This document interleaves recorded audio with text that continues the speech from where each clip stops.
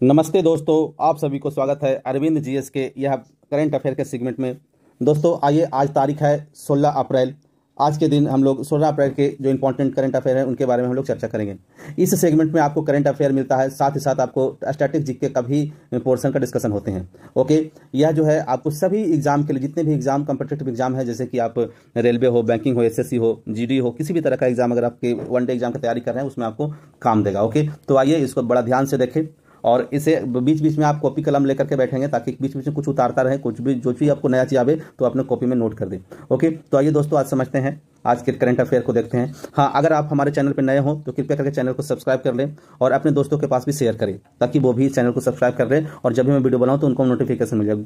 Okay, और अगर हमारे काम को आपको पसंद आ रहा हो तो कृपया कर हमारे वीडियो को भी लाइक करें, कमेंट में भी आप अच्छे अच्छे बात को आवाज से लिखें। चलिए दोस्तों, तो आगे बढ़ते हैं। क्वेश्चन नंबर 1 देखिए क्या कहता है कि अमेरिका ने भारत पर कितने प्रतिशत का टैरिफ लगाया है। ओके, तो इसका आंसर तो आप सब जान रहे होंगे, इसका आंसर है 27%। भारत पर अमेरिका ने अभी 27% का टैरिफ लगाया है। ठीक है, ये टैरिफ क्या होते हैं तो आइए इसको समझते हैं। टैरिफ क्या है? देखिए, टैरिफ जो है, जैसे ये मान लेते हैं कि व्यापार हो रहा है, व्यापार होने के लिए देखिए टैरिफ जो है हर एक देश अपने देशों के उद्योग धंधे को संरक्षण करने के लिए टैरिफ लगाते हैं। ओके, अगर टैरिफ ना लगाया जाए तो विदेशी कंपनियां से आया हुआ सामान और उसके देश के कंपनियां से आया हुआ सामान दोनों का इक्वल रेट हो जाएंगे, जिससे विदेशी सामान अधिक बिकेंगे और घरेलू सामान कम बिकेंगे। ओके, ये होता है। तो टैरिफ के माध्यम से उस सामान को महंगा कर दिया जाता है। जैसे कि मान लेते हैं कि ये दोनों व्यापार जो है भारत और अमेरिका के बीच हो रहा है। ये कंटेनर में मान लेते हैं 100 रुपया का सामान यहाँ है और ये भी अमेरिका के बाजार में जाकर के 100 रुपया का ये भी बिक रहा है। ओके, दोनों 100 का बिकेगा। तो यहाँ पे ये दोनों जो है 100 का बिकेगा, तब जाकर के ज्यादातर लोग यहाँ अब दोनों सेम बिक रहा है। ठीक है, तो यहाँ पे अमेरिका चाहेगा कि हमारे कंपनी का संरक्षण हो। तो संरक्षण कब होगा? जब ये भारत से गया व्यापार जो सामान है वो महंगा बिकेगा और ये सस्ता बिकेगा, अमेरिका से के सामान उत्पादित हो रहा है वो सस्ता बिकेगा, तब जाकर के लोग इसको ज़्यादा खरीदेंगे। इसलिए इसको महंगा करने के लिए क्या करता है? टैरिफ लगाया जाता है कि जो सामान दूसरे देशों से मंगाया जाता है उस पर टैरिफ लगा करके उस सामान को महंगा कर दिया जाता है, ताकि जो है उसके देश में उस सामान के रेट बढ़ जाए और घरेलू सामान का रेट कम रहे, इसलिए लोग घरेलू सामान ज़्यादा खरीदे। ओके, तो यहाँ पे 27% का टैरिफ लगा दिया है। ठीक है, तो हमारे सामान जो 100 रुपये में बिकना था, अब कितना बिकेगा? अब बिकेगा 127 में। कितना बिकेगा? 127 में बिकेगा। ओके, और वही सामान अमेरिकी कंपनी का जो सामान रहेगा वो 100 में बिकेगा। ओके, इससे क्या होगा कि भारत से गया हुआ जो सामान है वह अमेरिका के बाजार में कम बिकेंगे और अमेरिकी कंपनी से जो उत्पादित सामान है वह ज़्यादा बिकेंगे। ओके, तो ज़्यादा बिकेंगे तो अमेरिकी कंपनी ज़्यादा फले फूलेगा, भारतीय कंपनी का थोड़ा झटका लगेगा।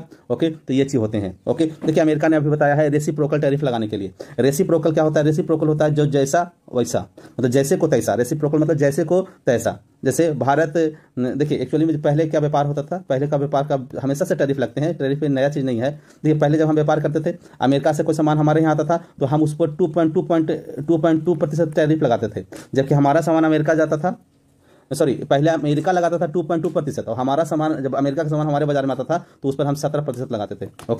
ओके, तो अमेरिका ने कहा यह 2% जो है 2.2%, इसी को बढ़ा कर दिया है 27%। ओके, ठीक है, ये 27, यानी कि आपने 27 लगा रहा है तो हम भी ज़्यादा लगाएंगे, यानी कि जैसा आप कर रहे हैं वैसा हम करेंगे। ठीक है, तो इस तरह से अमेरिका ने टैरिफ लगाया है। ओके, तो ये अमेरिका ने टैरिफ केवल भारत पर ही नहीं लगाया है, दुनिया के जितना भी देश अमेरिका के साथ व्यापार करता है सब पर कहीं ना कहीं टैरिफ बढ़ाया है। भारत के साथ तो कम से कम 27 है, कम ही है, बाकी और कई देशों के साथ जो है ज़्यादा टैरिफ है। ओके, तो ये लेकर के काफ़ी समस्या अभी चल रहे हैं। ओके, ये संरक्षण करने के लिए हर एक देश अपने देश के उद्योग धंधे को, अपने देश की कंपनी को संरक्षण करने के लिए हर एक देश टैरिफ लगाते हैं। ओके, ठीक है, अपने देश के संरक्षण के लिए सबका अधिकार है। ओके, तो आगे बढ़ते हैं। देखिए, जबकि अमेरिका जो है, अमेरिका कुछ करता है तो पूरे देश में, पूरे दुनिया में उसका प्रभाव पड़ते हैं, क्योंकि बहुत बड़ा बिजनेस, बड़ा इकोनॉमी वाला देश है।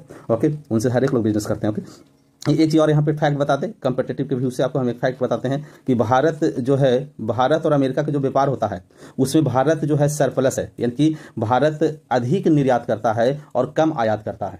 ठीक है, सरप्लस होने का मतलब, बिजनेस सरप्लस होने का मतलब क्या है कि जो निर्यात अधिक कर रहे हैं, आयात कम कर रहे हैं। तो भारत अमेरिका को अधिक सामान देता है जबकि अमेरिका से कम सामान लेता है। ओके, भारत का व्यापार का 18% अमेरिका से होता है। भारत जितना व्यापार हो रहा है विदेशी व्यापार, उसमें 18% केवल अमेरिका से होता है।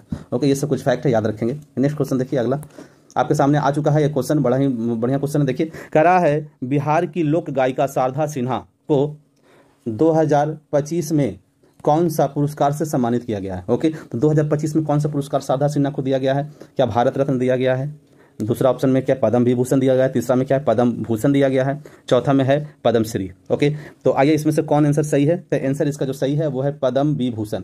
ओके, पद्म विभूषण दिया गया है। इस वर्ष 2025 में 139 लोगों को पद्म पुरस्कार दिए गए हैं, पद्म पुरस्कार दिए गए हैं। ओके, इसमें 7 जो है पद्म विभूषण है और 7 में से एक कौन है, शारदा सिन्हा। ये शारदा सिन्हा कौन है ना, उसके बारे में आगे हम लोग देखेंगे। ओके, आइए थोड़ा सा आगे बढ़ते हैं।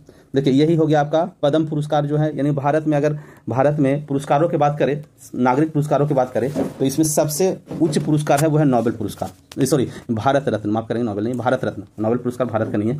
ओके, भारत रत्न जो है सबसे उच्च पुरस्कार है, सबसे बड़ा सम्मान पुरस्कार है जो भारत रत्न। ये 2025 में किसी को नहीं दिया गया है। ओके, ये 2024 में 5 लोगों को दिया गया था, है ना, जिसमें हमारे बिहार के भिखारी ठाकुर भी थे, समझ गए, सॉरी माफ करेंगे भिखारी ठाकुर नहीं, ये क्या नाम है उनका, कर्पूरी ठाकुर थे, लाल कृष्ण आडवाणी थे, पीवी नरसिम्हा राव थे, समझ गए, MS स्वामीनाथन थे, है ना। इन सब लोगों को भारत रत्न 2024 में दिया गया था। 25 में अभी तक भारत रत्न की घोषणा नहीं किया गया है। ओके, दूसरा जो सम्मान होता है वो होता है पद्म विभूषण। ठीक है, पद्म विभूषण ये है आपका पद्म विभूषण, ये दिए जाते हैं। पद्म विभूषण में ये पुरस्कार दिया जाता है। ये पद्म विभूषण सब इंपॉर्टेंट है। ओके, दूसरा नंबर पर, ये पहला नंबर हो गया, दूसरा नंबर हो गया, तीसरा नंबर होता है पद्म भूषण, ये तीसरा नंबर का सबसे उच्च पुरस्कार हुआ, नागरिक सबसे बड़ा सम्मान। और ये चौथा नंबर का हो गया आपको पद्मश्री दिए जाते हैं। ओके, तो ये जो दिया जाता है ये अभी कितना दिया, 7 लोगों को दिया गया है, ये दिया गया 19 लोगों को। ओके, और ये दिया गया 113 लोगों को।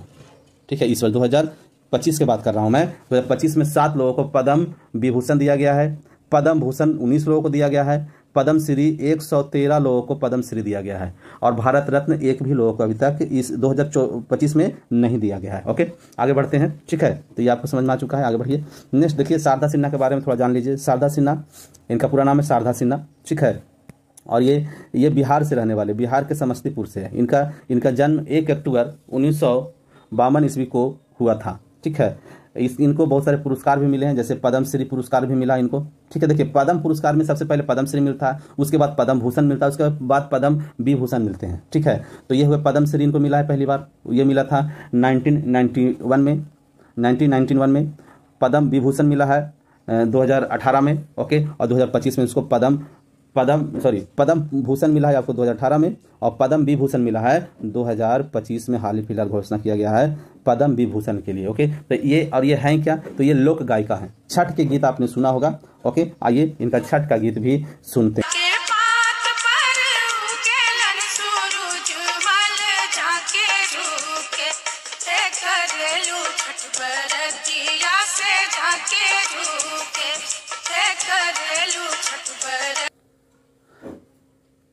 शारदा सिन्हा को पद्म विभूषण मरणोपरांत दिया गया, क्योंकि इनकी मृत्यु 2024 में हो गया है। 2024 में इनका मृत्यु हो गया है। 2025 में इनको जो दिया गया है यह मरणोपरांत दिया गया है। Okay, next question. आइए दोस्तों, आपके सामने क्वेश्चन आ चुका है। वक्फ एफ होना चाहिए, टी नहीं एफ होना चाहिए। ठीक है, यानी कि वक्फ होता है, वक्फ WAQF वक्फ होता है। ठीक है, ये मिसप्रिंट हो गया यहाँ पर। वक्फ अमेंडमेंट बिल, वक्फ बोर्ड संशोधन बिल लोकसभा में कब पेश किया गया? तो इसका सही आंसर है 24 में पेश किया गया। ओके, बहुत लोग इसका 25 आंसर मार देंगे, क्योंकि 25 में बिल नहीं, 25 में एक्ट हुआ था। एक्ट अगर आपसे पूछेगा कि एक्ट कब बन गया, ये संशोधन एक्ट कब बना था, ये 25 में बना था, लेकिन ये बिल कब आया था? 24 में आया था। ओके, 24 में बिल आकर के लोकसभा में आया था। लोकसभा के बाद यह कहाँ गया? ज्वाइंट कमीशन के पास गया, और ज्वाइंट कमीशन के बाद यह फिर लोकसभा में आया, लोकसभा में फिर दिया पास करके आज की डेट में यह कानून बन चुका है। वक्फ संशोधन विधेयक हो चुका है, वक्फ बोर्ड संशोधन विधेयक। ओके, इस पर मैं एक स्पेशल वीडियो लाऊंगा, वक्फ अमेंडमेंट बिल के संशोधन विधेयक क्या है। ओके, इसके बारे में, इसमें क्या क्या बातों पर चर्चा किया गया है, कौन कौन सा बदलाव किए गए हैं, इस पर मैं एक सेपरेट वीडियो अवश्य लाऊंगा, बहुत जल्द लाऊंगा। ओके, आइए देखिए यहाँ पे आपके सामने वक्फ बोर्ड है गया। वक्फ बोर्ड, ये वक्फ बोर्ड हुआ करता था, जिसमें क्या है सारा चीज, इस पर डिस्कशन हम लोग सेपरेट वीडियो में करेंगे। ये 2024 में बिल आया था। ओके, ठीक है, 2025 बिल के लिए 2025 नहीं मारेंगे, एक्ट आ गया एक्ट, तो उसमें 2025 आपको अवश्य टिक करेंगे। ठीक है, लेकिन यही बिल रह गया तो 2024 मारेंगे। ओके, आगे बढ़ते हैं। नेक्स्ट क्वेश्चन आपके सामने आ चुका है। देखिए, ICC चैंपियनशिप क्रिकेट टूर्नामेंट 2025 किस देश के द्वारा मेजबानी की गई थी, है ना? होस्टिंग कंट्री कौन था ICC चैंपियन के लिए? ICC चैंपियन जो हुआ था, ठीक है, है ना, इसका जो होस्टिंग का देश था वह था पाकिस्तान। आंसर हो जाएगा इसका पाकिस्तान। पाकिस्तान ये करवाया था, ठीक है, लेकिन पाकिस्तान में फाइनल नहीं हुआ। ओके, कई मैच जो है पाकिस्तान में नहीं हुए। इसका कारण क्या है? क्योंकि पाकिस्तान, भारत की टीम पाकिस्तान जाना मना कर दिया था, इसलिए भारत के बिना ये आईसीसी हो ही नहीं सकता था। इसलिए है ना, इसे भारत के सभी मैचों को दुबई में, है ना, यूएई में फिक्स किया गया। तो सभी मैच भारत कहाँ खेला? यूएई में खेला, समझ गए? तो यूएई में खेला। फाइनल मैच भारत के साथ हुआ था, इसलिए फाइनल मैच जो भी है वह भी यूएई में हुआ था, ठीक है। आइए देखिए कुछ तस्वीर इसका, है ना, जब फाइनल मैच जीत गए थे तो भारत के जो खिलाड़ी है देखिए किस तरह से जश्न मना रहे हैं। इसमें यही खूबी है कि ये जो है आपको देखिए, ये जो भी जीतते हैं, जो विजेता टीम होता है, उनको ये उजला कलर का कोट दिया जाता है। देखिए सभी लोग कोट पहने हुए हैं, इसका मतलब ये सभी विजेता खिलाड़ी हैं। ओके, तो ये आपका हमारे इंडियन टीम है। देखिए रोहित शर्मा की कप्तानी में यह मैच जीता गया था। देखिए कुछ और तस्वीर आपके सामने आ चुका है। ये देखिए ट्रॉफी के साथ हमारे खिलाड़ी लोग हैं, ठीक है। देखिए यहाँ पे सभी लोग, ट्रॉफी है ना, यह ट्रॉफी कई वर्षों बाद पुनः भारत में आया है। ओके, आगे बढ़ते हैं। देखिए है ना, इस तरह से जैसा यहाँ पे ट्रॉफी दे रहे हैं, देखिए रोहित शर्मा को। ओके, है ना, रोहित शर्मा जय सिंह है और ये सारा खिलाड़ी है। ओके, जो जश्न मना रहे हैं भारतीय खिलाड़ी। ओके, आगे बढ़ते हैं नेक्स्ट। देखिए ये भी है आपको जश्न का ही वीडियो है। देखिए ओके, सभी खिलाड़ी यहाँ पे उजला ब्लेजर पहन करके और जश्न मना रहे हैं, सभी नाच रहे हैं, एंजॉय करें, क्योंकि यह कई वर्षों के बाद यह ट्रॉफी जो है भारत को हाथ लगा है।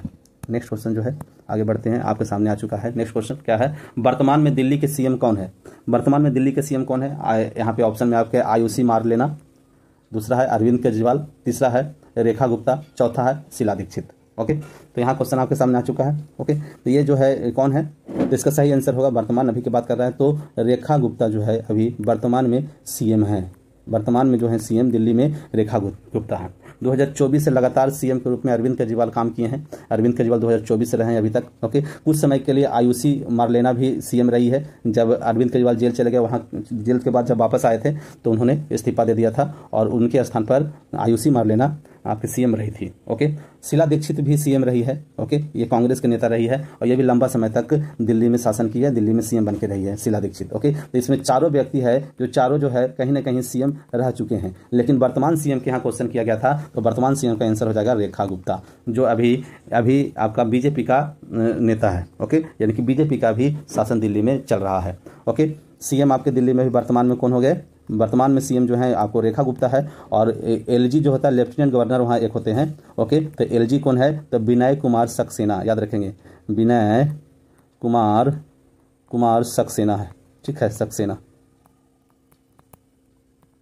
ठीक है, विनय कुमार सक्सेना जो है एलजी है। ओके, आगे बढ़ते हैं नेक्स्ट क्वेश्चन, ठीक है। देखिए यही है आपके हमारे रेखा गुप्ता, जो रेखा गुप्ता यानी कि ये पहली बार शालीमार बाग से इस वर्ष विधायक बनी है। विधायक पहली बार बनी है यहाँ पे, ठीक है, विधायक। ओके, अब विधायक बनी है, उसके बाद उनको बनाया गया है सीएम, ठीक है, ये सीएम बनाया गया इनको, ठीक है। सीएम के रेस में कई लोग थे, जैसे परवेश वर्मा भी थे और भी कई लोग थे, लेकिन यहाँ महिला सीएम को दिया गया रेखा गुप्ता को। ओके, तो रेखा गुप्ता अभी जो है वर्तमान में दिल्ली की सीएम है। ओके, आगे बढ़ते हैं नेक्स्ट। देखिए अब हमारा क्वेश्चन इतना ही आज तक, आज 5 ही क्वेश्चन रखेंगे, आपका डिस्कशन ज़्यादा हुआ है, ठीक है। आइए देखिए, अगर आप हमारे चैनल पर नए हैं तो कृपया करके चैनल को सब्सक्राइब करेंगे।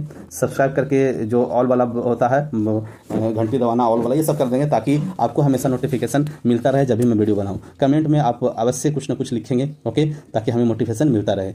लाइक अवश्य करेंगे, लाइक करने से हमें एक विशेष प्रकार का, आपको कुछ जाता नहीं, बस केवल लाइक कर देंगे, बाकी हमें इससे बहुत चीज़ प्राप्त हो जाते हैं, हमें मोटिवेशन मिलता है, ताकि लगता है कि लोग हमारे वीडियो को, हमारे काम को पसंद कर रहे हैं। ओके, शेयर भी अवश्य करेंगे, शेयर करते रहेंगे अपने दोस्तों के पास, अपने संबंधियों के पास, अपने जो भी आपके कंपटीशन एग्जाम की तैयारी कर रहे हो या ना भी तैयारी कर रहे हो, जो जानकारी लेना चाहते हैं उनके पास भी इसको अवश्य भेजें, ताकि हमारा और आपका दोनों का फायदा हो, जिसके पास भेजे उसका भी फायदा हो। ओके, चलिए दोस्तों, तो इसको यहीं तक रखते हैं। Thank you very much. आइए, अरविंद जीएस की तरफ से आपको बहुत बहुत धन्यवाद कहा जाता है, क्योंकि आप यहाँ तक अगर आप रुक चुके हैं तो इसका मतलब है कि आप एक सीरियस कैंडिडेट हैं, आप तैयारी बहुत अच्छा से कर रहे हैं। तो कृपया कर आप मेहनत करते रहें और मंजिल जब तक नहीं मिले तब तक आपको मेहनत करते रहना है। ओके, मेहनत करते रहना है, मेहनत कर कोशिश करने वालों के कभी हार नहीं होती। ओके, चलिए, तो मैं इसको यहीं तक रखता हूँ। बहुत बहुत धन्यवाद। Thank you very much. जय हिंद, जय भारत।